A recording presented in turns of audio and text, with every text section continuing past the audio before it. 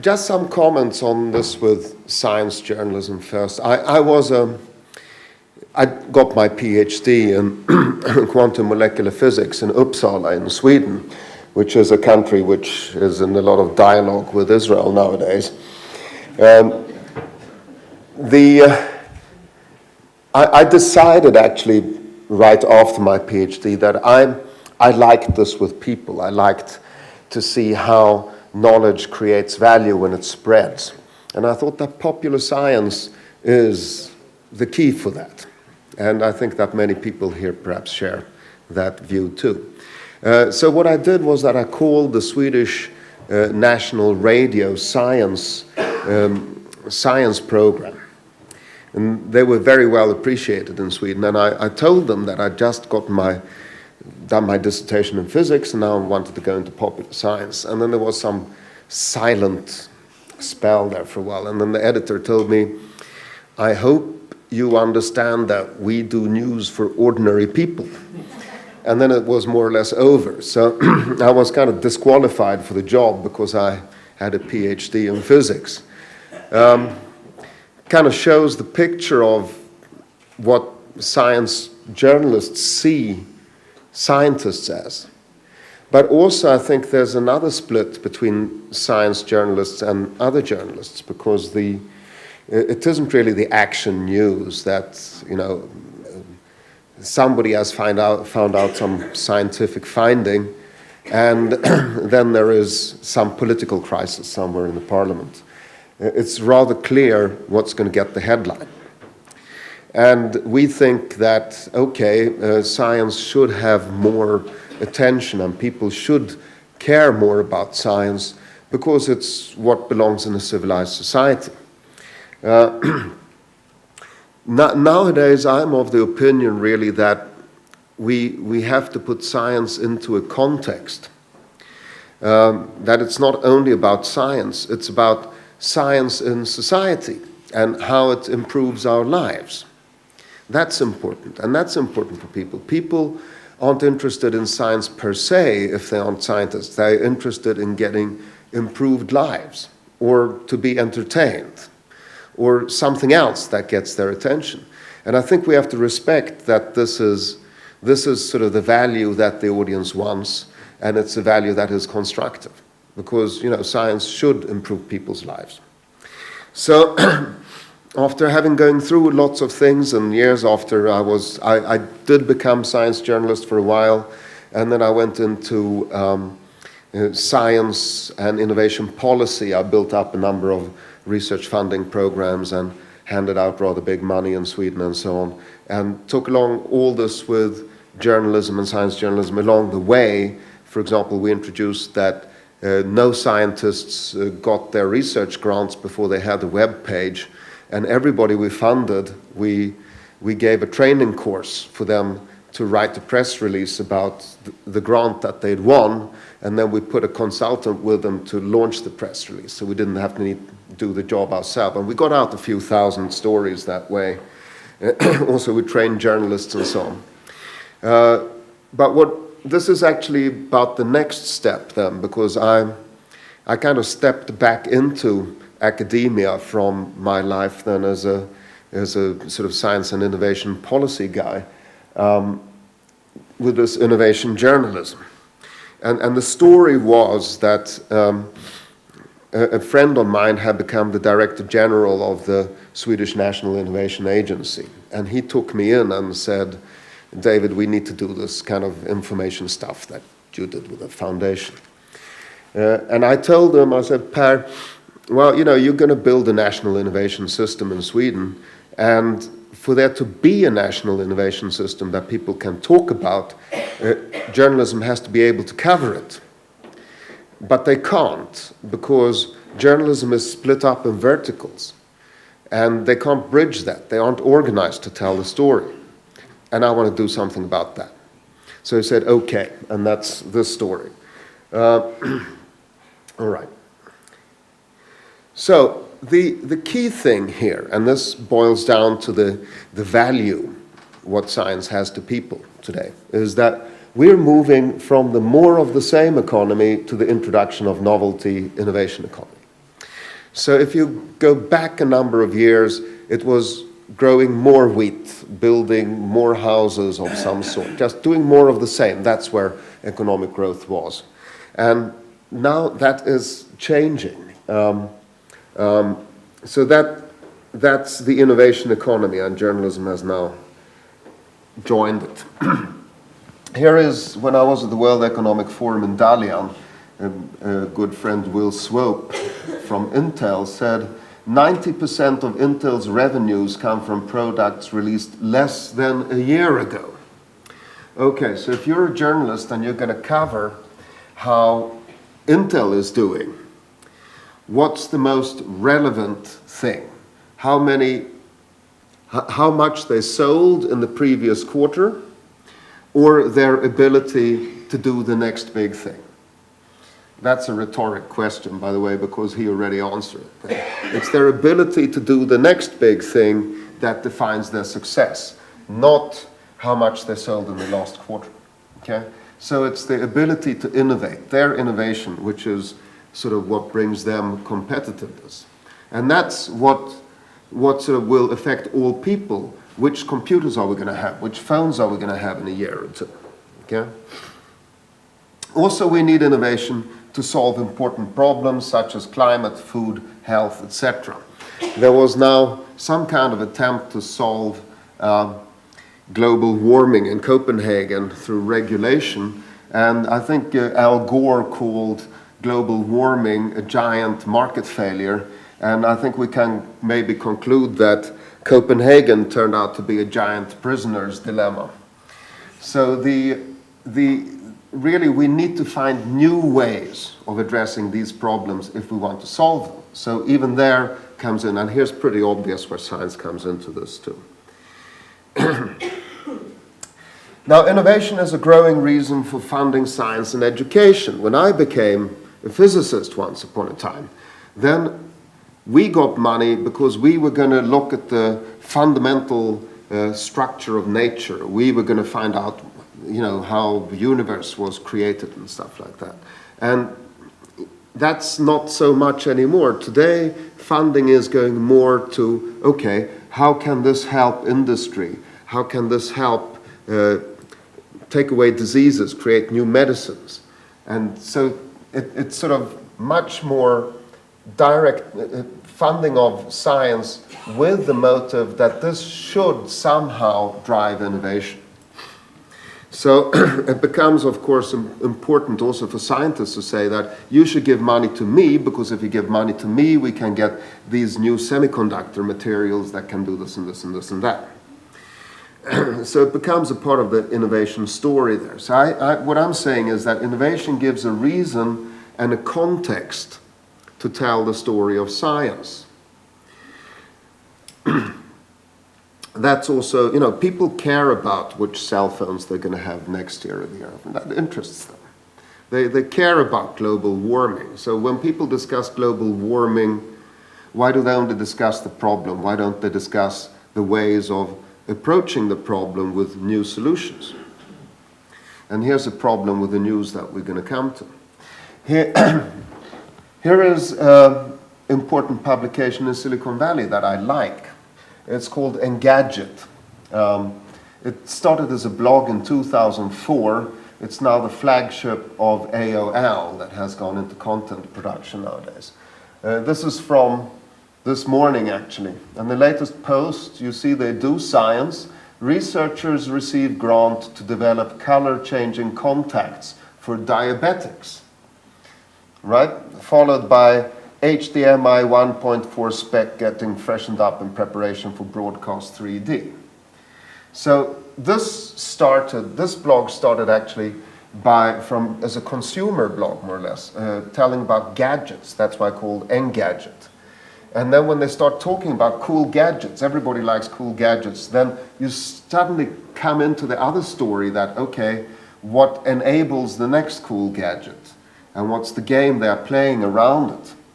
So these guys pretty often mix science with pure, product reviews, and it works very well. because it is in the context of innovation and innovation process. Very popular blog.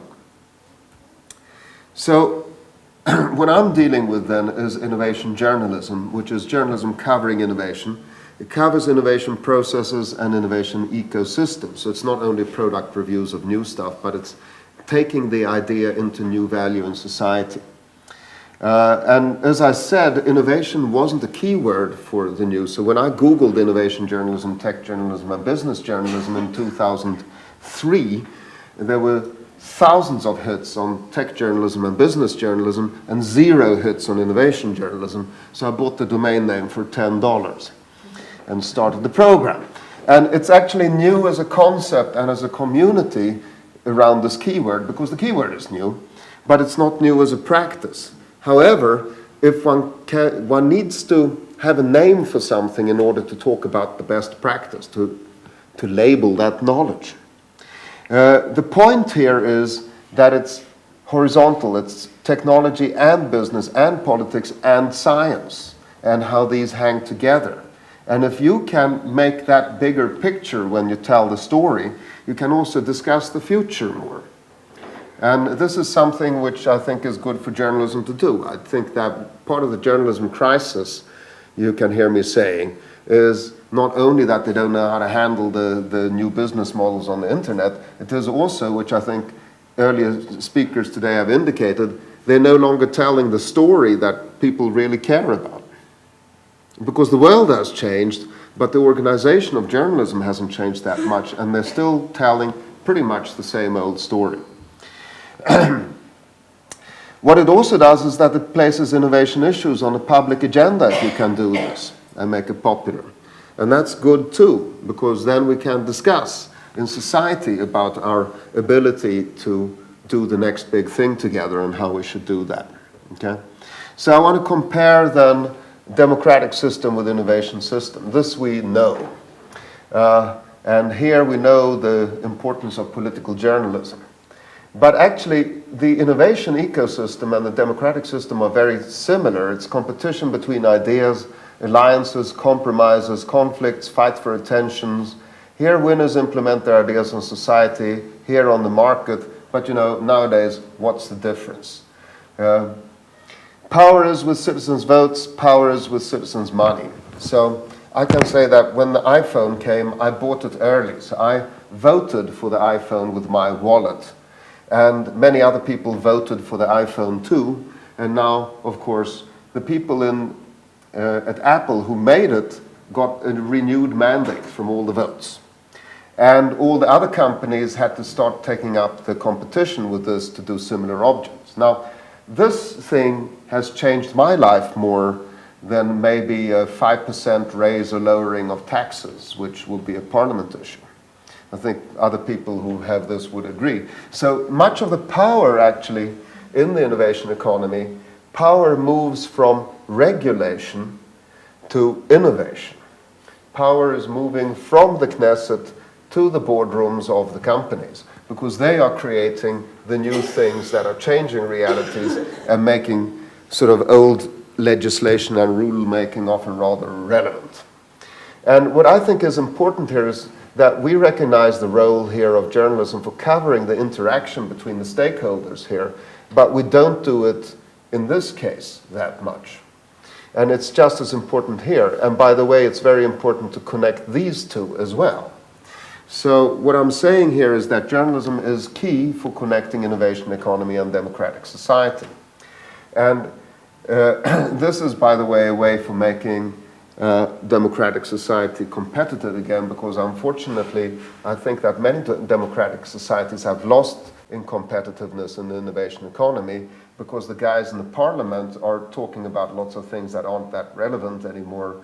And then the guys in the boardrooms of the companies, they are sitting there and saying bad things about the politicians, and they don't really connect. And, you know, are our tax monies being well used? Is the legislation relevant and so on? Then it's much easier to be China, where you can have some enlightened guys on the top, or Singapore, some dictator at the top that kind of just reads the innovation literature and adapts society accordingly. So we need this. And here, science journalism is, of course, an extremely important component, because science is an extremely important component for innovation. You know, in the olden days, it would take long time for a new scientific finding to be implemented in society. But today, I think when it came to hard disks, and people, you know, this French group found the giant magnetoresonance phenomenon. It took like 2 or 3 years before IBM had it in a hard disk. And this was in the 90s. So that's how quick it's going now. So here is the problem. Here's the problem of the mainstream media, and it's actually the problem of society in general when it comes to innovation, that we're all organized in verticals. This is a newsroom. It has a politics section with some editor up there, and business editor, tech editor, science editor, culture editor. They're organized to deliver stories very rapidly along the vertical and out into their page in the newspaper. But unfortunately for them, innovation, which is the game changer today and which drives economic growth, is a horizontal topic. It's not about politics or business or tech or science or culture. It's politics and business and tech and science and culture and how they hang together, right? So that's the topic. But when you run that into a newsroom that looks like that, this is what you get out, right? And so I don't really blame the politicians for not wanting to engage in this discussion, because they have to get votes. It's much easier to orient yourself along the resonance chambers to get the votes. So actually, you know, seeing then journalism as the fourth estate, here is now both the call and the opportunity, because I'd say to journalists that if you can tell this story, you'll actually get all these guys in society as your readers. So these stories, they can be simple, popular stories that tell people in these different verticals how they interrelate to each other, and that will give a huge effect that will generate a common narrative that helps business people and science people and politicians to discuss with each other what should they do about global warming, what should they do about Israeli science policy, what are the relevant areas to invest research funding into, how do we commercialize research and stuff like that. But we have to realize that this can't happen if there isn't journalism that provides an infrastructure for public discussion on these issues. And as long as journalism is organized in the same verticals as society, we have an organization for the more of the same economy. But if journalism organizes itself horizontally across the verticals in society so that people can see how they interact across the verticals, then it's sort of more adapted for the innovation economy, says I. Okay. So another problem also than the global versus national local, and that's that while business and academia now are globalized businesses and people travel all over the world to work with colleagues, this is not the case with most of journalism. It's still very national. So it has, of course, difficulties addressing global issues. If there is some big scientific thing that happens, a journalist in Israel will interview the Israeli scientist and tell the story for the people in Israel. But maybe key for that story is also to interview somebody in some other country, or to collaborate with a journalist in another country so that they together can tell a better story for their respective audiences. If an Israeli journalist works with a journalist in Finland in comparing their sources with each other and exchanging research material, they're not going to compete because they write for different languages and different audiences, but both are going to get better stories. But there is not that tradition today. Minus 5 minutes? Oh, wow. All right, so we skipped the theory here about the attention economy and attention workers and the language. We go into just what do we do then to try to build this. So at Stanford we have the research center then, which is the Vinnova Stanford Research Center for Innovation Journalism. We have an Innovation Journalism Fellowship Program. We have research, we accept visiting researchers. The issues we look at is how journalism influences innovation, how innovation influences journalism, and the ability of journalism to cover innovation. So this is then, so to say, journalism does influence innovation because it's agenda setting. But nobody has looked at that. Just as innovation is a new keyword for journalism, journalism is a new keyword for research on how innovation happens. And when I talk about innovation, I want you to always think about the role of science in this, because what I'm saying basically here is that science, I don't think science should be a section by itself. I think science journalists with a special interest in science should work together with other journalists who know business and who know politics, and they should do the bigger story about how science fits into the everyday burning political issues and other business issues and so on, and provide the context that make people feel that science is really important and that it is something that develops society. All right. Here are some people that we get money from to do this, from various countries.